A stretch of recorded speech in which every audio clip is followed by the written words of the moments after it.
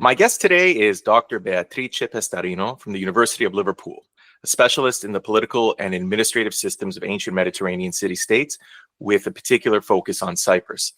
She earned her PhD in ancient Greek history from University College London and is the author of Kypriōn Politeia, which is an award-winning study of classical Cypriot city-kingdoms. Her work also explores ancient mobility through graffiti, the continuity of Cypriot institutions into the Hellenistic period, and broader regional connections between Cyprus and the Levant. Today, I'm so excited because she's going to shed some light into the Cypriot city-kingdoms. And we're going to find out if that's even an accurate way of describing these polities in the Iron Age.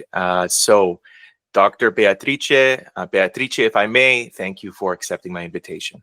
So thank you very much indeed. It's a pleasure and an honor being here with you today. So thank you for inviting me.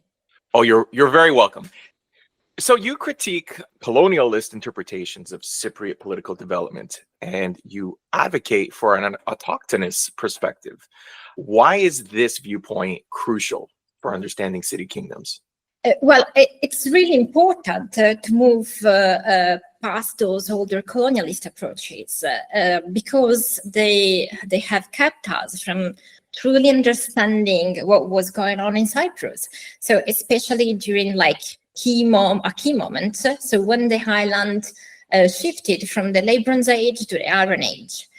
And that also make it harder to figure out how the archaic period or how in the archaic period the city kingdoms actually develop. I think, so you also interview Maria Iacobu, and in this podcast with an excellent interview, and as Maria Iacobu would put it, so we need to look at the highlands history in the longue durée, so over the long term, and see Cyprus as something as unique. So it's an island, and it has its own set of dynamics and particular features that don't always line up with what was happening on the continent, for example. So most scholars have focused more on how the Cypriot city kingdoms came to be, rather than on how they were actually run from the inside, as I try to do. So when it comes to the development, there are generally two main schools of thought. So the first is the more colonialist view, which argues that the city-state emerged because foreign groups settled on the island and shaped its evolution. So these would have happened between the 11th and 9th century BCE. And then there is a second, so the autochthonous view, which sees that the development of the city-states as something homegrown. So this is a result of Cyprus' unique geopolitical position and Cyprus' internal dynamics. So even within the colonialist camp and approach, there are different takes. So some scholars created Mycenaean Greek migrations for sparking the rise of these city-states. So while other scholars pointed out to influences from the Near East, for example, the arrival of the Phoenicians. So in the early 20th centuries, the Mycenaeans' focus colonialist view was the dominant one, and people often thought that the Cypriot city kingdoms or city-states were basically Mycenaean-style city-state. Some other scholars created definitions for their development, and they also think that they became more powerful after the Assyrian domination. It's actually quite likely that these city kingdoms were already established when the Assyrian expanded into the west. So we're speaking about the 8th, 7th century BC, and that they continue to grow stronger over the following years. So gradually developing the political administrative structure that we see later in the classical period. So what I studied basically. It's also reasonable to think that the basic framework of these city kingdoms, as we know that in the classical time, was the result of a long process of evolution over the centuries. So this has its roots all the way back at the end of the Late Bronze Age. So when Cyprus had already become a hotspot for economic opportunities, it was during the time that the island started attracting different groups and culture. So setting the stage for complex and political administrative systems that will take shape in the centuries to follow. So Cyprus at that time was saw as like an economic opportunity, let's say. So this is why it's important to move from the colonialistic approach, just to think about in the continuity term. You know, there's something that I did at the start of the podcast just now, and I likely will continue throughout this episode, and that is refer to these polities as city-kingdoms, you know, and to describe these political divisions across the island. And if anyone has ever picked up a book on ancient Cyprus, that's typically how they're referred to as city-kingdoms. I guess in that vein that you just discussed, was this a term applied retrospectively by Greek, colonial, or modern scholars rather than being used by the Cypriots themselves? I would say more modern scholarship. But definitely the term city-kingdoms isn't how the Cypriots refer to themselves, but it's often used when talking about Cyprus. So basically these were city-states, but each one was ruled by a king. So let me explain better. So the term city-state actually fits in the Cypriot cities pretty well. So a city-state is an independent city that serves as the political, economic, and cultural hub of also the surrounding territory. So this could take on different forms of government. So think of the Greek polities, for example, like Athens and Sparta. So Athens was considered more democratic, while Sparta was ruled by like 2 basileus, so kings, and had few other assemblies and so on. But city-states also existed elsewhere. So like the cities of the Levant during an Iron Age, which were ruled by kings, or for example, early Rome or Carthage. So even the Maritime Republic of Venice was a city-state, even though it had a completely different kind of government that was the Doge. So why call the Cypriot cities city-kingdoms? So this happened probably because they were led by kings. The key difference between a kingdom and a city-state really comes down to how the territory is managed. So whether it's centralized or governed more like by a network of local administrators, so kind of like a vassal system, let's say. When it comes to Cyprus, the situation is very difficult, in particular to the Cypriot city-kingdoms. Because we don't have enough information yet to say for sure which model they follow, and if there was a regular one. That say, we do have some clues, like inscriptions from places like Lapetos, for example, that suggest that there were local governors in charge of the outlying areas.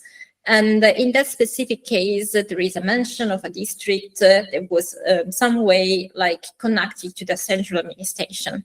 Only by studying more, we can really figure out which definition fits best.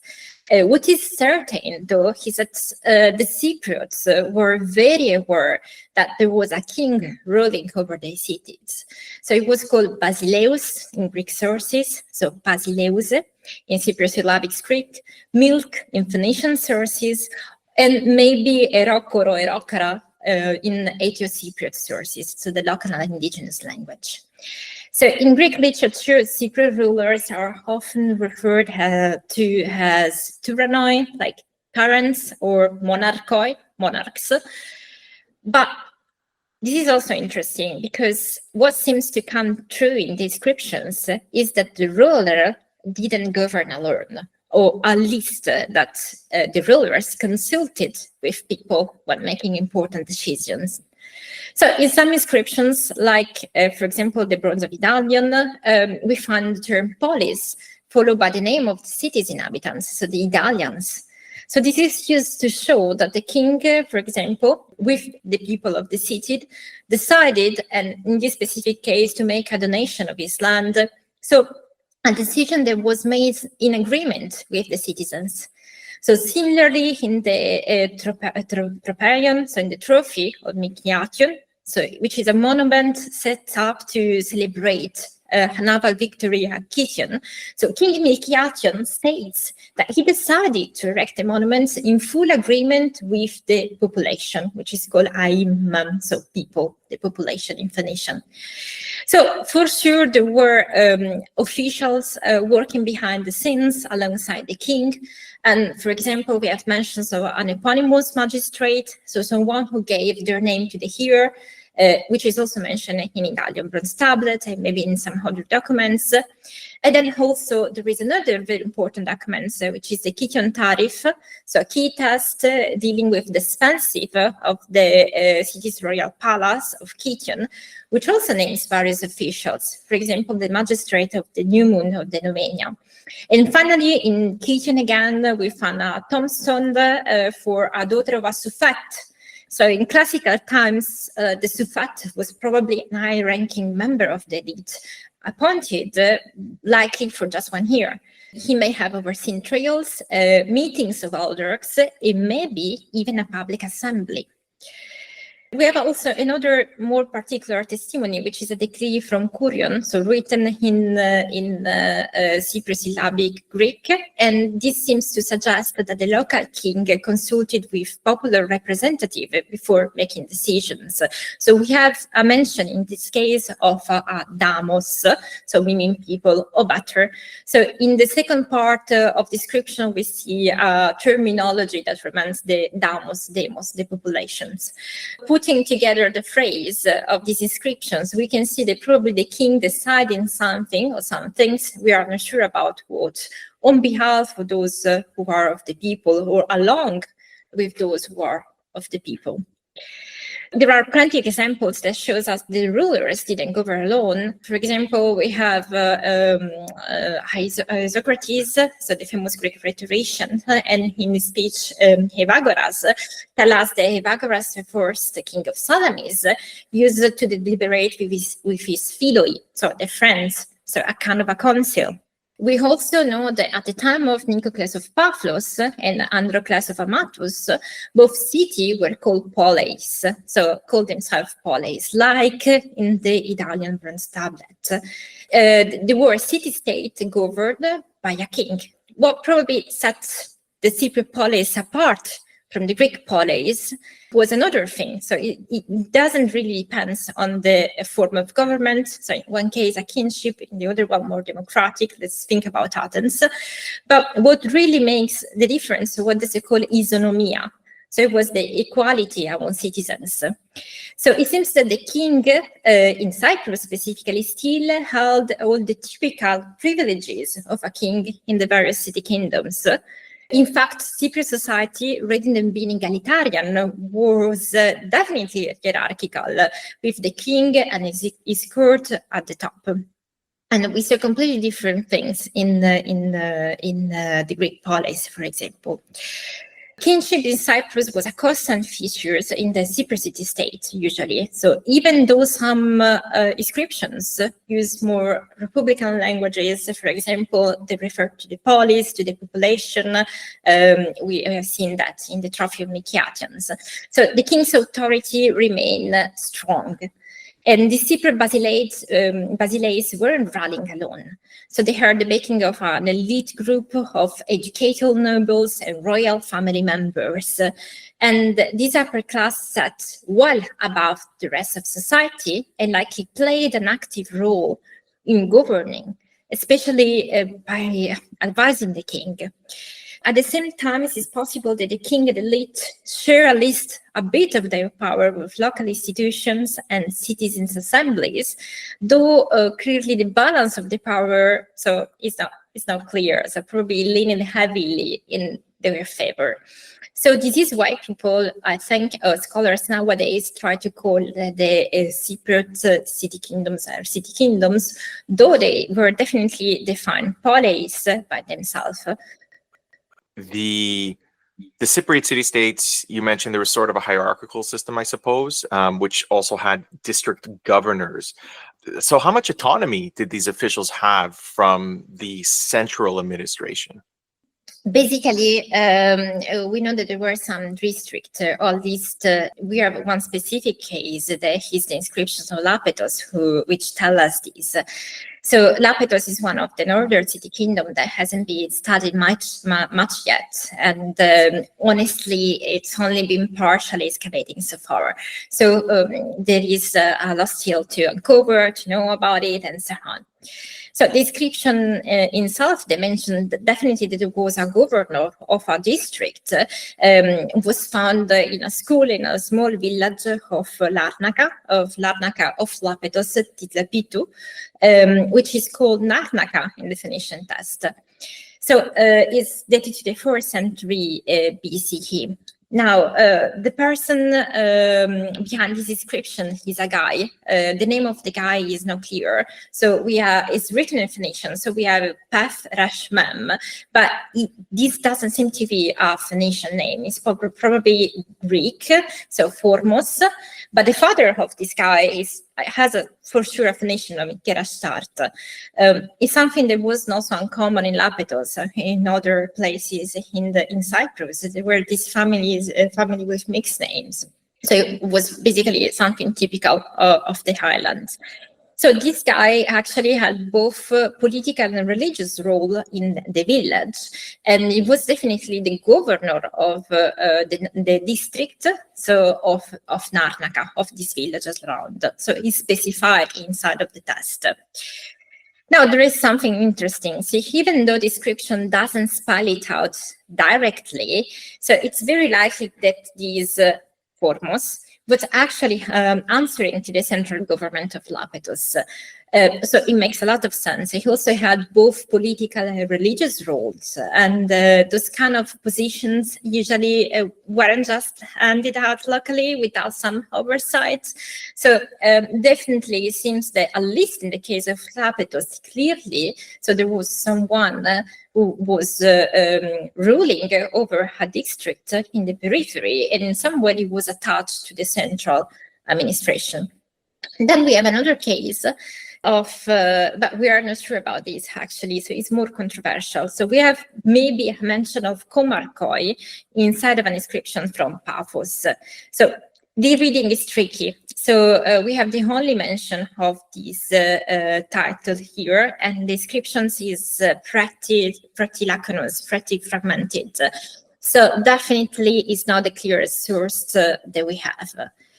So the current reconstruction of the text might refer to a komarkos. So komarkos is like a village chief or local leader.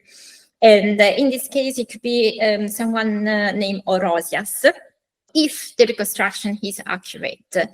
But that's a big if. So with damaged text like this one, we are always walking between interpretation and speculation, you know. So now, if this komarkos figure really was what the description suggests, then we're probably talking about someone in charge of a village, so a kome. It's called in ancient Greek, kome, basically, kind of a local chief. And just like with Formos that we have seen in the previous description from Lapithos, it's likely that his role wasn't completely independent. So he probably had some sort of connection to the central administration of the city kingdom. So maybe he report back to them or carry out their activities on a local level. And again, nothing text explicitly confirms that, but the structure of this system may have worked in that way. So description from Lapithos is definitely more clear. So even though we are piecing together like fragments, the bigger picture points definitely to a network, I would say, where even small villages were tied in some way into the wider political structure of the city kingdoms. We know from historical references, and you mentioned this at the start of this interview, that Aristotle wrote a very famous treatise on the Cypriot republics, and that's presumably where you got the idea for the name of your book. Let's just talk about that a little bit, because I'm curious as to why the Greek sources were so interested in the Cypriot city kingdoms in the first place. Actually, the Greek sources weren't really so interested in Cyprus, or at least we don't have a lot of info on it until the issue with Pythagoras the first. So the main focus really kicks with Pythagoras, and it's mostly about politics. So we have the alliance with Pythagoras, and Athens. And this alliance was crucial for the Athenian imperialism, especially in helping Athens with the crisis after the Peloponnesian War, and at the same time, Athens was trying to help Pythagoras against the Achaemenids, basically. This alliance was also trying to keep a balance in the Mediterranean, and at the same time, so Pythagoras' role was especially important in strengthening the Athenian fleet before the Second League was set up in some way. Before Pythagoras, Greek sources only mention Cypriots very briefly. So we have a family example. So it is a line from Aeschylus to Cleanthes, where there is these descriptions of the Danaans coming from Egypt, and the authors said that they were like very weird in the way they dressed up. So he compares them to the equally unique but different at the same time appearance of the Cypriot women. So this is the famous Kyprios character. So we can say that for a while the Greeks saw the Cypriots as different in some way from themselves, much like the Egyptians and the people from the Levant. And it's with Pythagoras that a strong push for Hellenization also across the Mediterranean started. And this perception also started to change. For example, so we have the rhetoric Socrates, the rhetorician that I mentioned earlier, that was even called to be the tutor of Pythagoras' son, Nicocles. So after the Peloponnesian War, the Cypriots tried to establish closer ties with Greece. And is now that we have legends, they began to spread with Greek heroes coming back from the Trojan War being seen as the founding heroes of the Cyprus city-state or city-kingdoms. One exception is something that I really like to mention is the city-state or city-kingdom of Soli in the northern side of Cyprus. For example, it's closely connected to the figure of Solon, so the famous Athenian legislator. And this shows how important Athens was for the city. So often the connection of these two cities, Athens and Soli, are underrated. It was extremely important for the Cyprus city-kingdoms at one point to show that they had strong connection with Greece. It was also in Aristotle's schools that Cyprus started to gain more attention. For example, it seems that Theophrastus wrote a treaty on the Cyprus city-kingdoms, and also Clearchus of Soli. And I'm also know that you have done an interesting podcast on it, Soli of Cyprus, of course. Talks about Cyprus in court and the control system. And also we have the attention the Cyprus received from Aristotle's schools that can be seen in light of the contrast with Isocrates. For example, so we know that in his speech, like for Nicocles, Isocrates argued that it was better to be a political rhetorician than a philosopher, to govern well and to be a good king. And then this sparked a response from Aristotle, who wrote his treatise De Protracticus, which is a treatise on philosophy. And he emphasized the importance for a leader, for a good king, to dedicate themselves to the philosophy.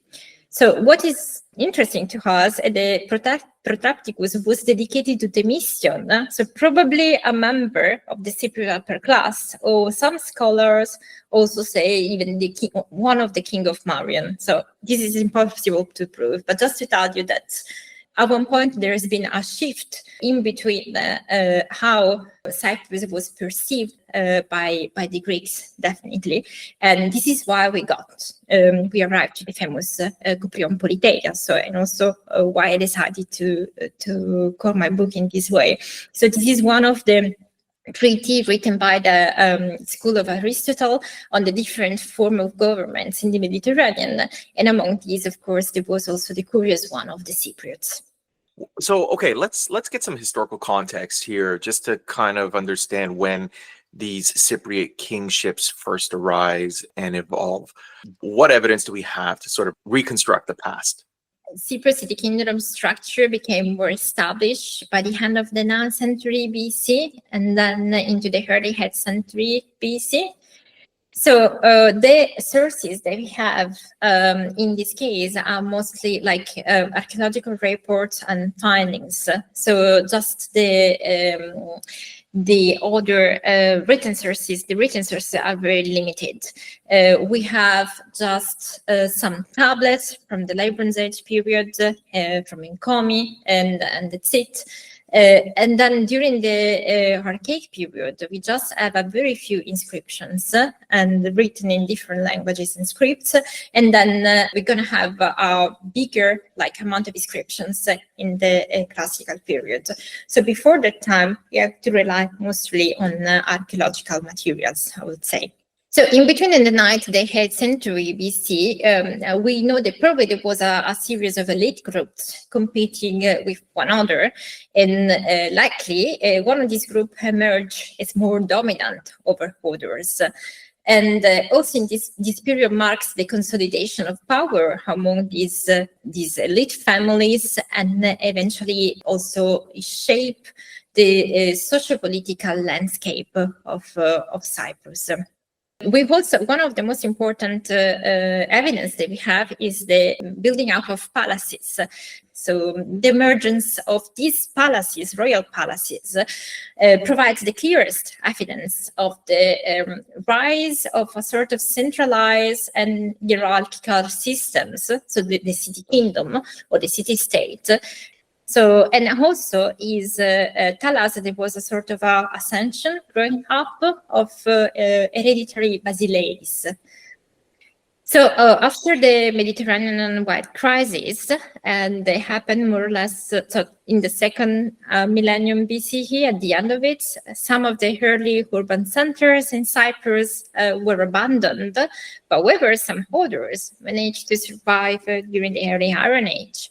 And these older centers, along with new ones, established in the 11th, 10th century BC, eventually, so they became the main population and power centers. So we have the urban kingdoms of the Iron Age Cyprus, so they are derived directly from them. So these tell us that there was a strong continuity, or better, a certain kind of continuity. We don't know if it was strong or not, to be honest. That shows us that some centers remain active, like Paphos, for example, Alan Sultan Teke and Kition.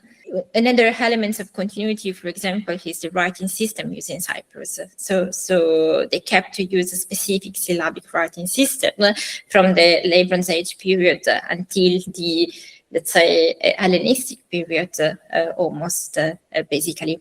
So, anyways, for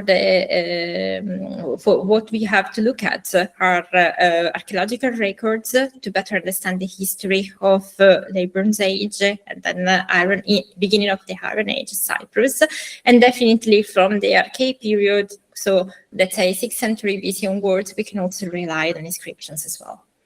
You mentioned a couple times the terms basileus, which in modern Greek we would say basileus, but in any event, I've also heard the term anax or wanax, and I've kind of thought that those two terms were the same. And I guess what I'm asking is for some clarity around this. Are they? And if not, what is the difference between anax and basileus in the Cypriot political hierarchy?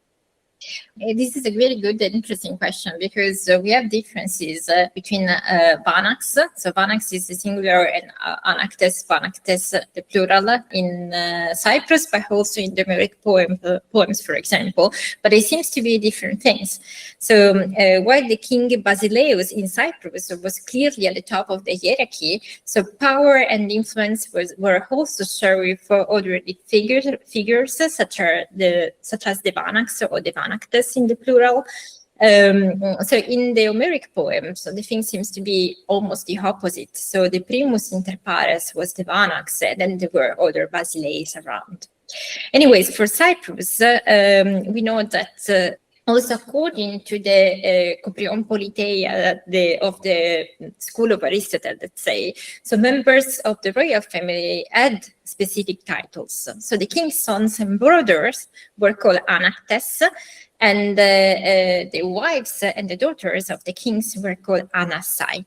So Isocrates in Evagras confirms also these structures, and the note was typical of Cyprus. So we have a bunch of inscriptions that they testify this from, like, particularly the east of the highland, from Protaras, for example. So we have an inscription from Idalion, so which mention a member of the elite named Barrom, son of Admilk. So this is a dedication, and in the inscription, this Barrom is called Adon, so prince in Phoenician. And in the equivalent of the Greek text in the bilingual is called anax.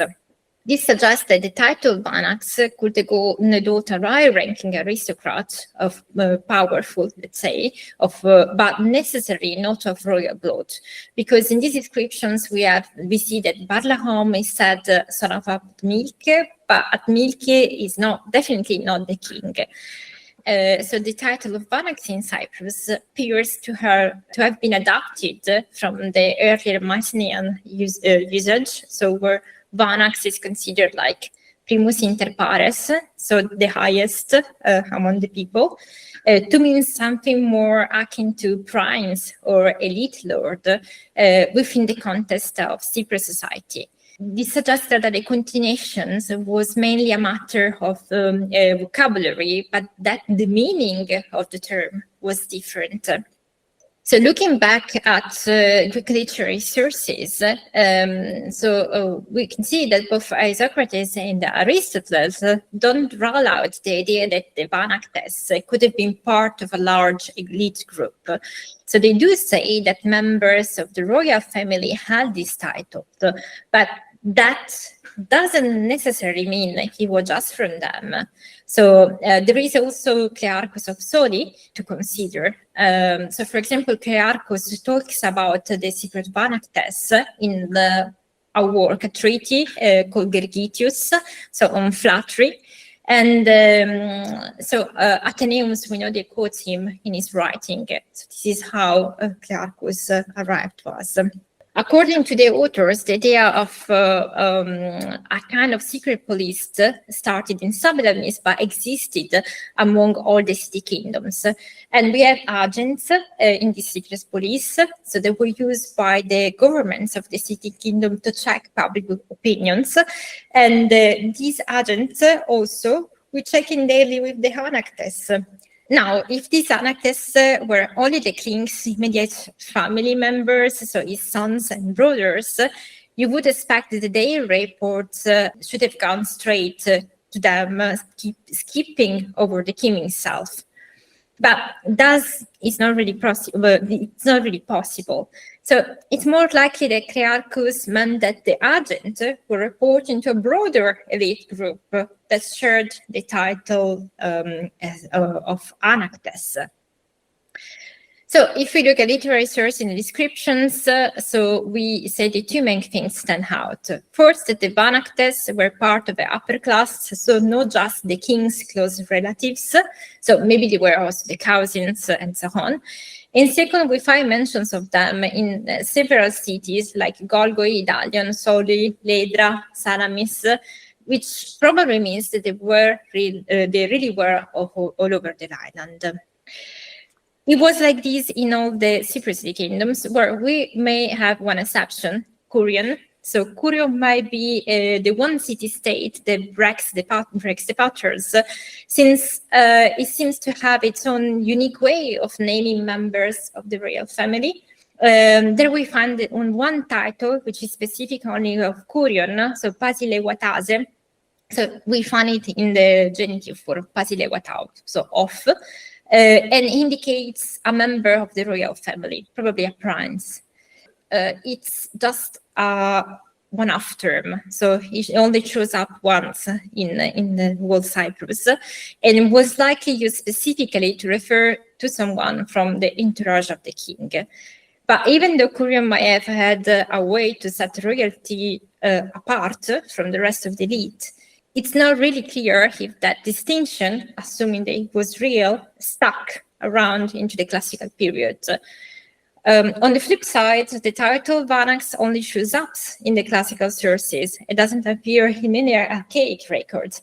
So that say, just because we don't see earlier information doesn't necessarily mean that it wasn't used back then. But definitely, it may have been something like common to the whole island in the classical period. You mentioned the secret police. Just to be clear, these existed or we believe these existed in all the city kingdoms in Cyprus? So this is what Clearchus tells us. We don't know if Clearchus is really a reliable source.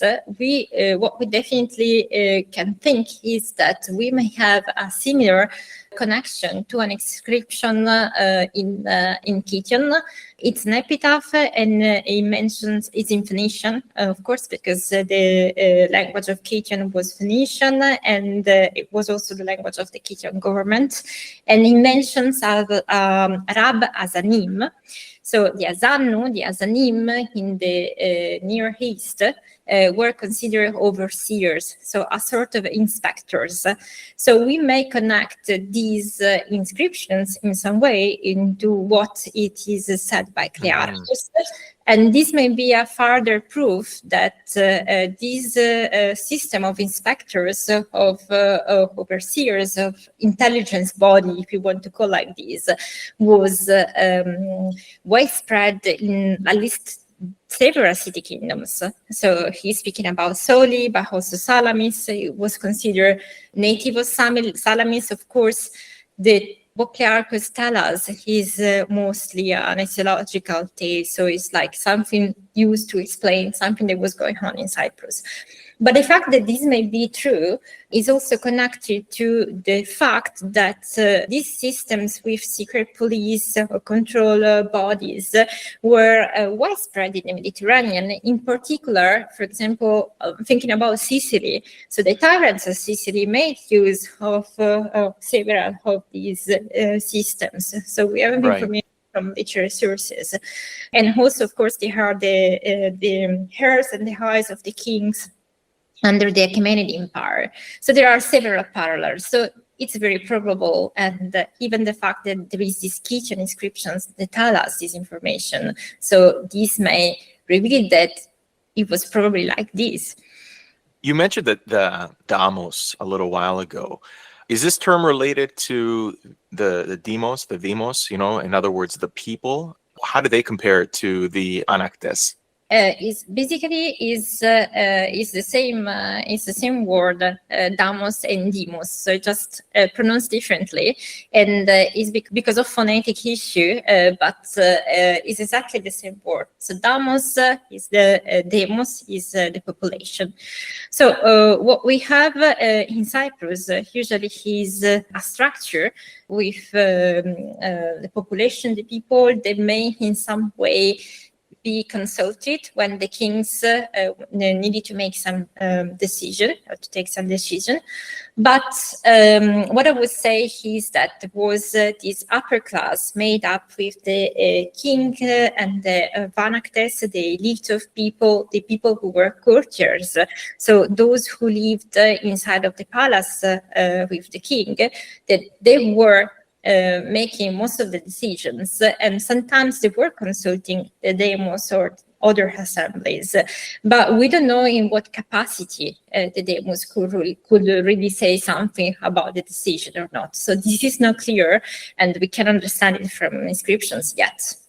You also mentioned the overlap of religious and civic roles. Why was this overlap important in Cypriot governance? Cypriot kings didn't just rule, so they also serve as the chief priest. So these dual roles tie them closely to both political and religious authority. And so the appearance of royal statues, for example, has been linked to the rise of sanctuaries located outside the main urban areas. So these extra-urban temples helped strengthen the king's image and authority, especially in the outer regions of the city kingdoms. So spreading royal ideology beyond the city center.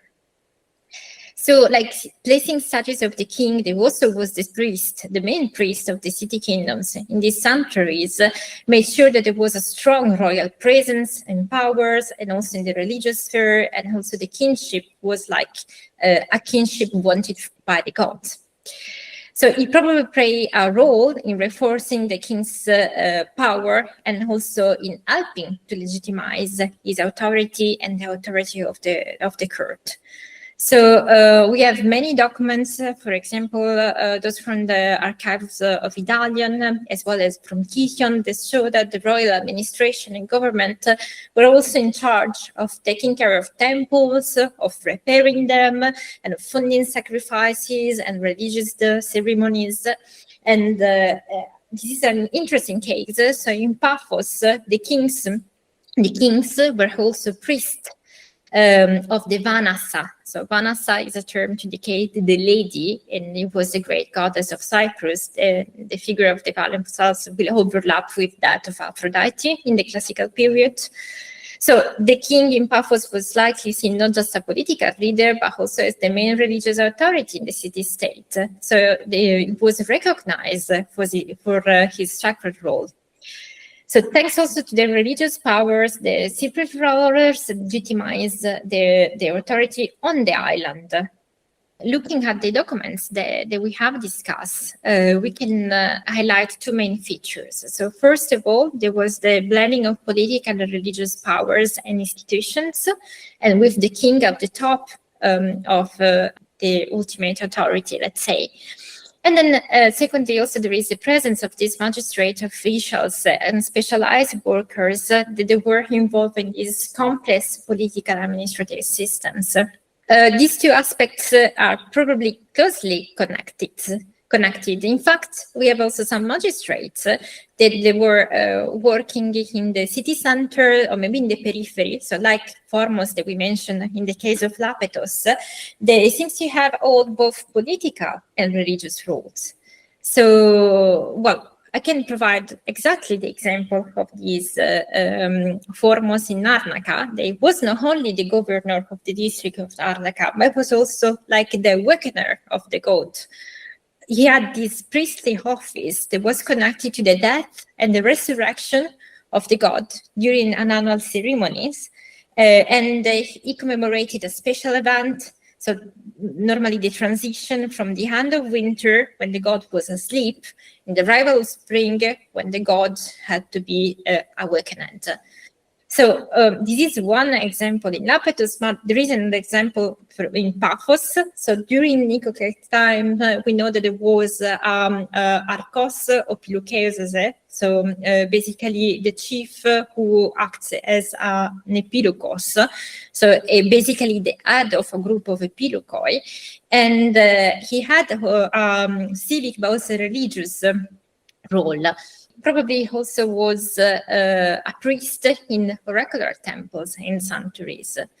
So we can definitely see that the religious and political power overlap, and it was extremely important for the government to keep also the religious power just to legitimize authority. Let's talk about the Idalion Tablet. This is a very famous piece of evidence that really helps us. It really provides insight into the structure of these city kingdoms, and there's a lot here. This is a loaded one. So let's begin with just talking about what it was exactly, and what this bronze tablet reveals about the relationship between royal wealth, city funds, and ultimately political power. If you can speak to that. Yes. So the Idalion Bronze Tablet is a long document, and also the most important document written in the Cypriot syllabic Greek, and I would say the most important document of the Cypriot corpus in general. So it's a small bronze tablet, and it was likely meant to be placed in a temple, the Temple of Athena, and to give the document legal authority in Idalion. So give its size and quality, we can also say that probably, so the tablet was displayed to the public, and it was not stored in some archives. Is definitely a legal document, and this is what makes it so interesting. And also deals with the allocation of land for permanent use to onasilos. So onasilos or nisilos in more modern Greek, let's say, was a physician. And so this legal test is important for understanding the political administrative system of Idalion. So the tablet basically says that when the Medes, the Persians, and the Kitions attacked Idalion, so during a specific year called through the name of an eponymous magistrate, Philokupros. So the king of Idalion studies Kupros, and the people of the city, so the Idalians, call on a doctor named Onesilos, son of Onasicupros, and also Onesilos' brothers, to treat the people who were wounded from the battle. And this happened without asking for any payment. So at first, the tablet tells us that a few silver talents they thought to give a few silver talents to Onasilos and his brother, coming from both the king's personal estate and the city funds. And this first information is very important because this suggests that there were two separate treasuries, so one belonging to the king and one to the city. And then later on, we see the king studies Kupros and the people, so at least this is what the tablet tells us, so the people of Idalion, so the Idalians, make the decision to donate to Onasilos and the brothers a plot of lands. So instead of giving them money like silver talents, a plot of lands from the land of the king, which was part of the king's estate. So basically, it was a full-on land grant. So it is normally called dorea in the Greek, in the ancient Greek word. So we see similar donations in Greek literature too, which concern Cyprus and are not just connected to Idalion, but to other city kingdoms. For example, we see that Ivagoras of Salamis gave land as gift to Conon and Nicophemus. So these were two Athenian generals that were in Cyprus at a certain time. And this suggests that a similar system of land and property donations have been in place in other city-states too, like, for example, Salamis, not only in Idalion. Another thing which is very important is that similar information also comes from the Idalion archive. We know that at one point these Kitions arrived and conquered Idalion. And so in the case of the tablet, the attack was not successful, but later on Kition managed to conquer Idalion. And in Idalion they found a huge archive with Phoenician ostraca, dated to the period where Kition was already ruling over this city. And there is a record that tells that Agat, so basically a sort of olive oil farm, was donated to a man named Abdu, son of Kilikai, by the royal government. We are not sure about this, but we think that it may have been the same Abdu, son of Kilikai. There was an important scribe in administration and is mentioned in Kition.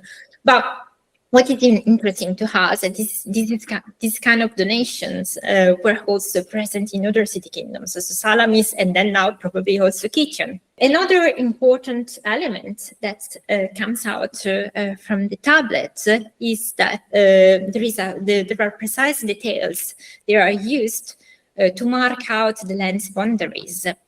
So there is also a wide range of vocabulary used to describe different parts of the Idalian territories. And this level of detail, so precise, suggests that there was some sort of land registry or a cadastre in place, where landholders or those who had the land in usufruct were officially recorded, along with the size of the use and the borders of each plot.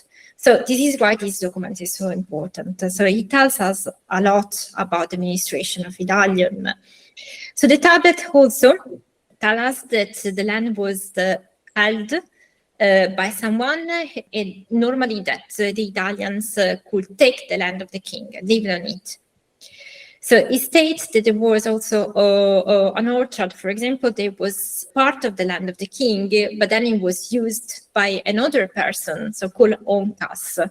So this suggests that the royal land was often managed by Italians, members of the upper class or tenants, and some of them, like Onesilos, receive it as a gift or reward, while others may have worked the land simply.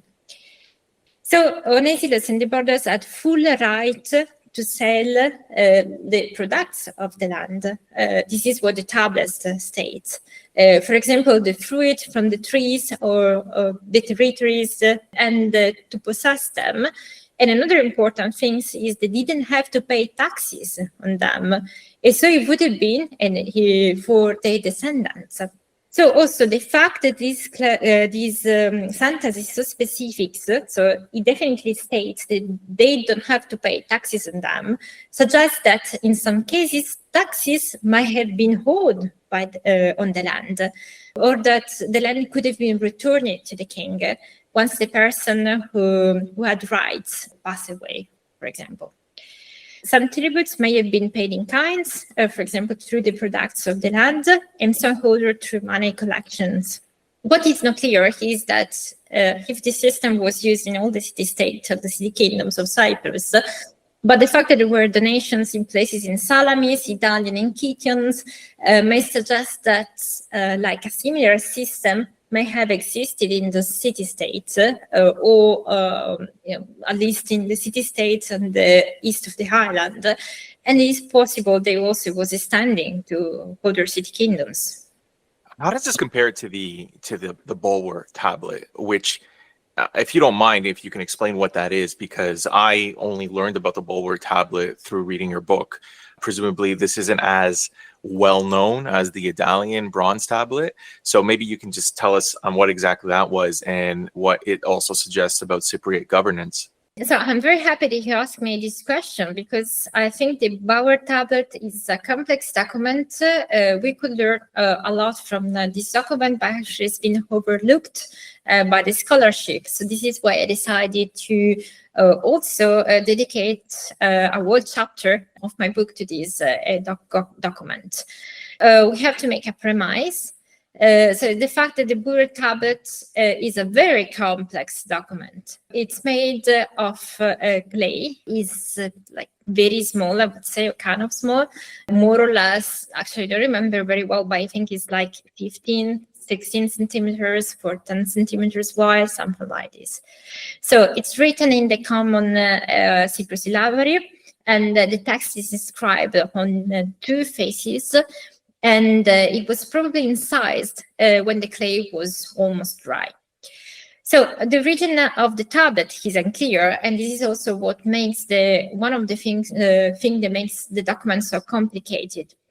We know that it was discovered in near Akantu, which is a village not far from the Karpas Peninsula, so in the northeast of Cyprus.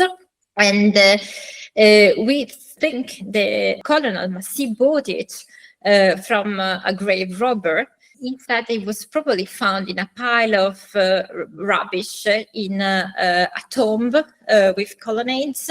But actually, the accuracy of this story is very doubtful, I would say.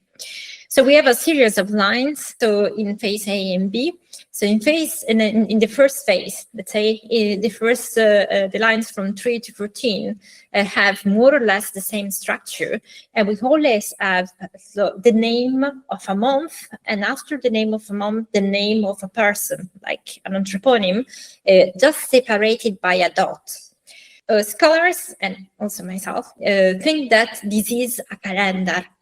So both the months and the names appear on the two sides of the tablet, which suggests that the content of the two sides were connected. And the calendar is introduced by a few lines at the beginning, so line 1 and 2, followed by a further text. In my view, the calendar likely relates to food supplies coming from agricultural resources. There are 11 months mentioned in the calendar of the tablet instead of 12, which could suggest that nothing was grown in the 12th month because it was winter. However, there may be other more plausible explanation in the future. But very likely there were revenues that were collected monthly, as was common in other administrative centers in the Mediterranean at the time. Also, the document can be dated to the classical period, let's say.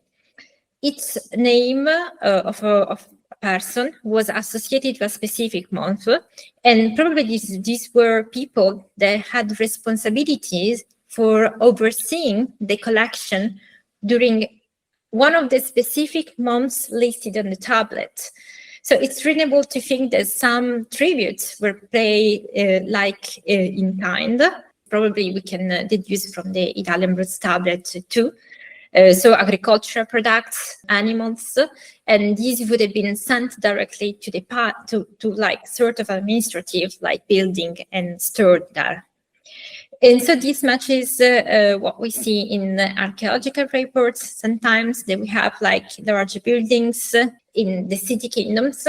And this may suggest that the administrative system of this city kingdom was complex, hierarchical, but also well organized, with some officials that work in buildings, although it's not clear how these buildings were connected to the city center yet. I just want to really briefly, if you can explain how the political structure of Cypriot city-states changed or functioned in the later classical period. Yeah, so in general, I would say that all the Cypriot city kingdoms had a basic similar political administrative structure, since they had a king with a court. So the king lived in a palace, and these palaces have been found in Idalion, Kition, Hamatus, Paphos, and probably also Marion. And we have literary sources which mention the Palace of Salamis, where Evagora lived, for example. And the king had his own property, which in Idalion Tablet is referred also as the oikos. So oikos is a term for a state at that time in Cyprus, so the state of the king. The king was at the top political and religious authority in the city-state. And we have seen that the court consisted of the royal families with king relatives, close friends, like the Vanactes as well. And the palace itself had a complex administrative structure with a lot of bureaucracy and specialized scribes. And each city kingdoms took care of managing the surrounding land, though it's still not totally clear how this worked. And the info that we have is pretty minimal, but we have been able to identify officials overseeing the suburbs, like, for example, the Formos in Arnaca I mentioned earlier in Lapetos. So it seems that the kings could give away their lands to whoever they choose, let's say, but the testimonies we have always show some sort of agreement with inhabitants of the city-state. So it seems like we could be talking about more like republican, like regimes, where the population has some say, but we are not sure to what extent exactly. This is maybe where the Achaemenid Empire will come into play. So we briefly mentioned this when we spoke about Hyvagoras and Athens and so on. So I think it's clear that from the 5th century BC onwards, there was a sort of cultural shift towards the Greek world in the Levant, in Cyprus as well. And of course, this extended throughout the Achaemenid Empire. So this process in Cyprus was probably helped by the widespread use of the language, of the Greek language in all the city kingdoms, and also by the elites who had their claim or generally had Greek heritage in some way, or they wanted to be educated like Greeks. So even though the Achaemenid Empire had a complex legal system made up of central structures, satrapies, and local governments, there was one thing that they all had in common. So all the areas under the umbrella of the Achaemenid Empire. So they had in common councils, assemblies that were present across through the territory. So I think that these play a key role in keeping the empire stable and balancing the power of local governments. So the fact that we have said that in Cyprus we have more sort of, say, republican institutions, it may have been something connected to a similar pattern across the Achaemenid Empire. But what is interesting is these institutions weren't necessarily bad for the local kings and governors. So we know that the powers of the kings sometimes was declining a bit in favor to the members of the upper class. In Cyprus, we can definitely see this in the figure like Evagorus that we mentioned several times today, or Kition, the king of Kition, the Kition of the trophy they mentioned at the beginning. So two of the highlands' most famous kings, definitely. And their fathers were never kings, and as both inscriptions and literary sources show and tell us. So they came from the upper class and fought to get power. So since their authority wasn't hereditary, they likely sought support not just from the elite, but from the people as well. So the rise of more republican institutions might have been a way for them to gain favor with the populations.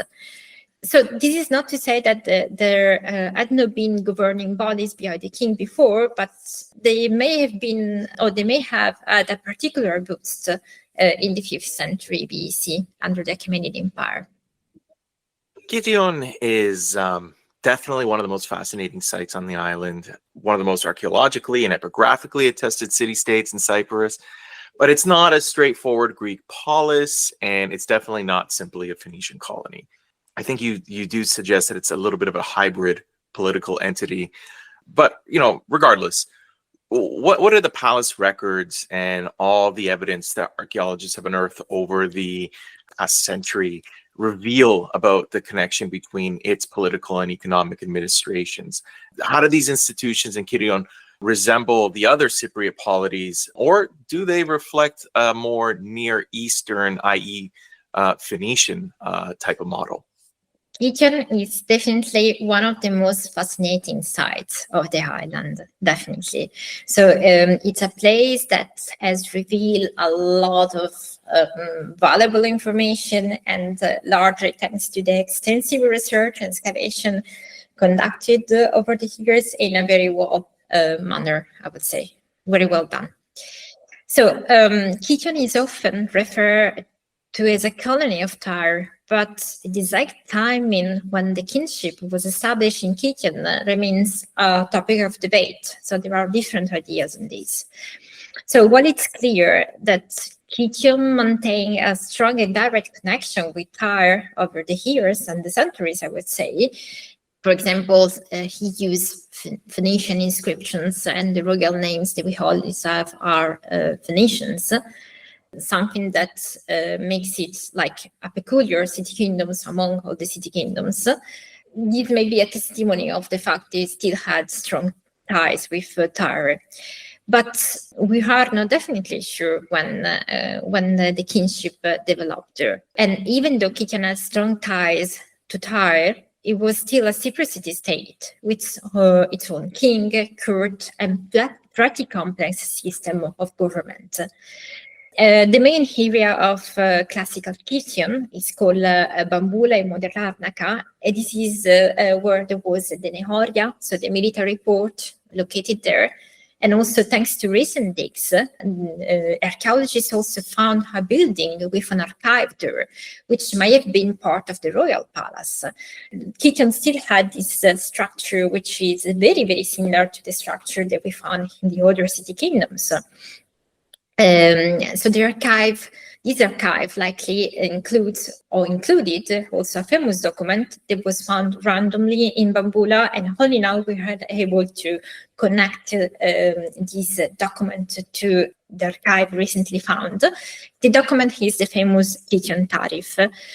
So, and now we can definitely say that these are accounts, and these accounts were not connected to the temple of Astarte, as it was previously believed, but rather they record expenses of the royal palace of the government administration of Kition.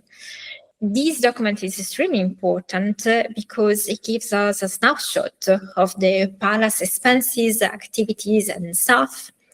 And at a first glance, we can see that the structure of the court with its bureaucratic organizations and archives seems similar to what we find in the other city kingdoms. For example, recently in Paphos, Maria Jacobo discovered an ostrakon with accounts and expenses from the palace. So it is just one example. And this is probably because the palace has been emptied before being abandoned, but it's likely that there were many others. So we have layouts similar for these documents, and in Kition, Idalion, and Paphos archives. A similar layout is also seen in scattered accounting documents from Salamis. In short, this system with accounting expenses and records on ostraka with abbreviations, numbers, logograms seems to be attested in more or less all the areas of the island. So Kition was not so different, I would say. Of course, not all the city kingdoms were exactly the same. Some had magistrates that were unique to the specific city. For example, I mentioned the Archos of the Piloukoi earlier, that was just in Paphos. Or some may have specialized in one branch of economy and read under another, and so on. But still, the presence of a king, a palace, a royal court, with fairly complex administrations and probably even workshops inside of the palaces for producing certain goods. So those elements seem to show up more or less across all the city kingdoms. And I guess in Kypriōn they also had, and this is in Phoenician, the Rab Soferim, which is the chief of scribes, and the Rab Sarsourim, which is the chief of commercial agents. What role did they have in Kyprion's administration, and are there equivalents in the other Cypriot city kingdoms, or is this very unique to Kypriōn? First of all, I would say that exactly, so the Rab Soferim, the chief of scribes, was something that is attested in Kition. It was an high-ranking palace officials. It actually shows up in the famous document I mentioned now, the Kition tariff, but also in some other epitaphs. And the Kition tariffs also tell us that it was sent out by the administration of the palace to carry a specific job. We are not sure about what it was doing, but it's clear. What is clear is that it was paid well for it. So its compensation was pretty insignificant. And yeah, the fact that there was a chief scribe strongly suggests that there were also regular scribes, the Soferim, that they were working under him. So these points to a structure like hierarchical, with a scribal system which was hierarchical in the palace. We are not totally sure, but there may have been also probably special schools for those scribes. We have images showing scribes writing on like papyri. And this was not just for Kition. For example, we have similar information from other city kingdoms. So we know that in Marion there was one scribe specialized on writing leather, and so on. We have like other archaeological findings that may tell us that they were writing on papyri in Hamatos. So this system with specialized scribes working in the palace was not just something connected to Kition or maybe even Idalion, where we found the archive, but probably all the palaces in Cyprus had their own like hierarchical system of scribes. About the Rab Sarsourim, we can say that this means the chief of the commercial agents, and basically is attested in this case only in Kition. And also it tells us that the structure was very hierarchical, So it's not exactly clear what these Rab Sarsourim and the Sarsourim who were under him were doing. But again, so there was these hierarchical setups with a boss and a team, and it's very likely that they were connected to the palace and his activity, and they were like probably decided or like recording what was imported or exported. So we don't have solid data on that, but it seems it was pretty likely. There was also presence of Carians in Kition. And when I say Carians, I mean Carian. Maybe you can tell us who they were in the ancient world, but more importantly, how it suggests a multicultural administration. So how do they kind of fit into Cypriot bureaucracy in the period? Carians were coming, let's say, from Anatolia, or better, in between Lycia and the Ionian coast, there is the so-called Caria, so on the sea, west of modern Turkey, let's say. So if we want to locate there, we can think about cities like Halikarnassus, which is modern Bodrum, for example. The Carians were quite famous in antiquity because they usually were mercenaries. So they didn't have a lot of opportunities in their land, and most of them decided to specialize as mercenaries and fighters. And this is probably also what they did in Kition. So I wouldn't call it really a multicultural administration, but likely I would say that Kition was an administration they made use of. In this case, they made use of Carians, probably as mercenaries, or they also, it's important, we have the figures of the interpreter of the Carians.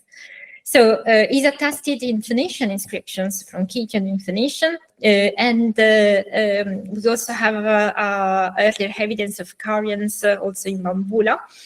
So what the interpreter of the Carians was doing was probably, as the name says, a translator, helping the Carians communicate by translating their language into Phoenician and Greek. And there is a good chance they wasn't just doing this like in day-to-day life, but also may have been involved in some military campaigns too. So helping out Carian mercenaries by making sure everyone understood each other on the battlefield. And we know that probably got paid by the city-state for his work. He wasn't just some random dude, but likely came from like a possibly mixed heritage family, because the name that he had is Phoenician, Kypriōn. And may have even had a role at the royal court in Kition. So not only was like translating his in language, but was pretty well connected in the Kition society. As far for the Carians, we know that the interpreter of the Carians is a very important figure in their society. This is what usually in Greek is called hermeneus, and even the Greek word hermeneus was taken from Carian, like as a loan, so enter into the language. The hermeneus wasn't just a translator for the Carians. He looked like he played an important role inside of the community. It was like a sort of chief. It's not surprising that the Carians were brought to Kition, in particular during the classical period, as mercenaries, because Kition started aggressive campaigns against neighboring polities, city-kingdoms, like we have seen in the Idalion Tablet for Idalion. So yeah.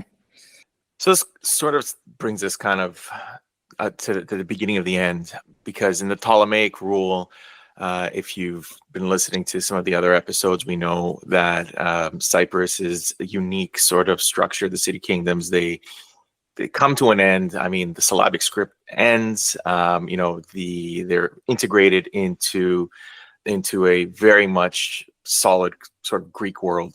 So these administrative structures, do they change? Do they persist in some ways? Are they able to retain their political identities after becoming part of the Hellenistic world? And if so, how? Okay, so thank you for the question, because actually this is the main focus of my current research project in Liverpool. It's about Cyprus in the Hellenistic period, or more specifically in the 3rd century BC. So I'm looking at what happened during the time when Cyprus was under the Ptolemaic rule. The big question is, how much did things actually change at that time?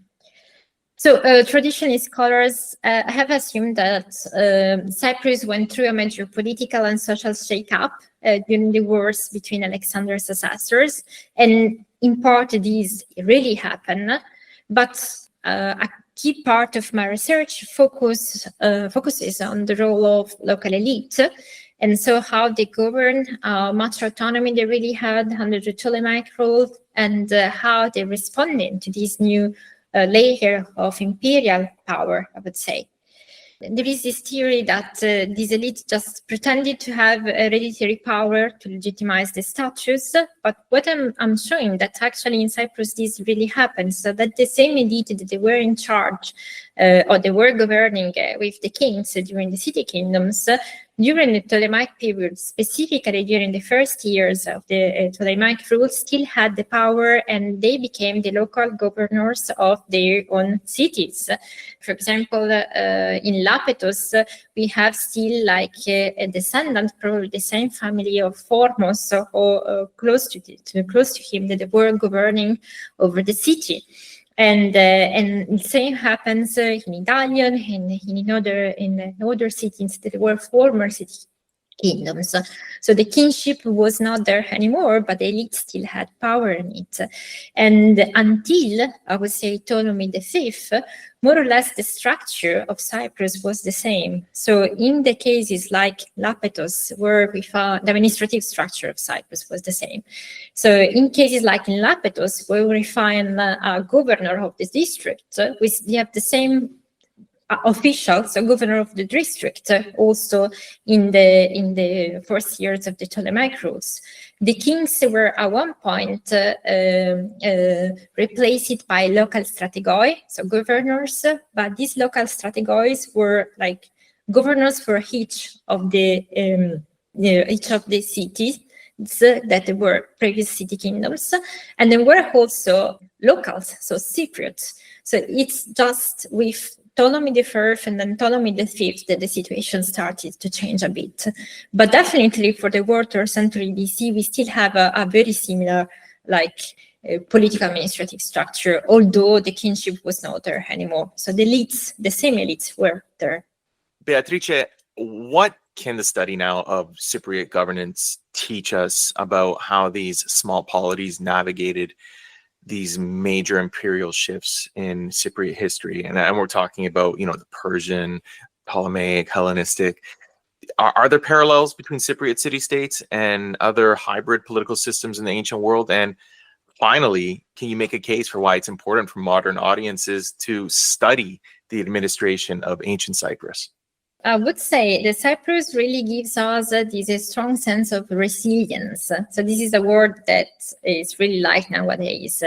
In the case of Cyprus, actually fits well. So the Cyprus city-kingdoms were born out of a long process that was shaped by the highlands' ability to survive and stay active, even after the collapse of the Bronze Age Mediterranean civilizations. And the city kingdoms managed to live through the rise and fall of huge empires. So the Assyrians, the Achaemenids, and even the Ptolemies came in and officially dismantled the whole city kingdom systems. But the local elite didn't just disappear, they were still that. In fact, as I say, many people were still employed in the government of the Ptolemies. So what we are seeing is that a really remarkable level of continuity, and Cyprus stands out as one of those places where, rather than having like a total break with the past, there is always a strong connections with older structures. So, and then we'd also say that despite external pressures from Assyrians, Egyptian, Persian, and Hellenistic rulers, and so on, so Cyprus city-state maintained a remarkable degree of autonomy by navigating shifting imperial influences and so on. So instead of being passive vassals, Cypriot rulers often engage in strategic alliance, and they made agreements based on some geopolitical realities. The story of Cyprus really shows us that it's possible to survive the pressure of foreign powers by adopting, doing what you can to do, basically, just to face what's coming up from outside without losing your own identity. So it's all about holding on with your own roots, with your own regional characters, even while everything around you is in some way changing. Also, it's a reminder that we can still carry and express our own culture in globalized world, and at the same time, it's also a great example of how we can thrive in a multilingual, multicultural world, just like people did in the ancient Mediterranean. So different cultures weren't just coexisting, they were coexisting and constantly interacting, influencing each other, learning from one another, and often in a very positive way. So this is a lesson that we can understand from the history of Cyprus.